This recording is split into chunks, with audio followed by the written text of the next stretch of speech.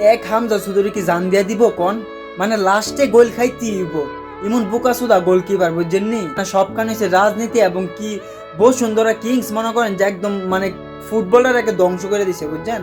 আর এক হচ্ছে ক্যাবরেরা ক্যারাবেরা, হ্যাঁ তো চেঞ্জ করেই না, মানে বুঝি না বাপ হবে কি আঙ্গরলিয়া সিনেমিনি খেলে, মানে দিন শেষে শুধু কান্নার কান্না বুঝছেন না। এত মানুষ একটা আশায় ছিল যে একটা ম্যাচ উইন হইব, তাও প্রস্তুতি ম্যাচ সাধারণত নেপালের লগে। আমরা কিভাবে মানে আমরা পরিকল্পনা করি যে আমরা বিশ্বকাপ খেলবো এই টিম লয়া। এইসব মনে করেন যে ওই যে ডিফেন্স আছে না, এটা দেখে কেমন হয়েছে কি জানেন, যে ধান ক্ষেতের মধ্যে খেলতেছে। আরে ভাই মনে করেন যে আপনি ইগো আছে না, ইগো কমান বুঝছেন।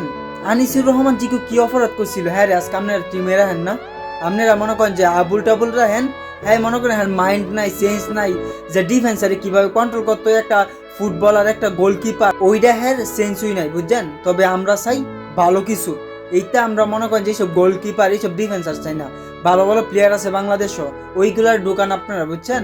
আর কত মানুষের নিয়ে খেলবেন চিনিমিনি, এই ম্যাচটা হারতে হয় নেপালের লগে। ইন্ডিয়ার সাথে যে জিতবো এটা কি প্রমাণ আছে কোন? ইন্ডিয়া কিন্তু নেপালের তে ভালো খেলে। আপনারই কোন এখন কি করার উচিত করে, বাফুফে কি আলু খানে কি বয়ে বেয়া? আপনারা কমেন্ট করেন, ভিডিও বেশি শেয়ার করেন।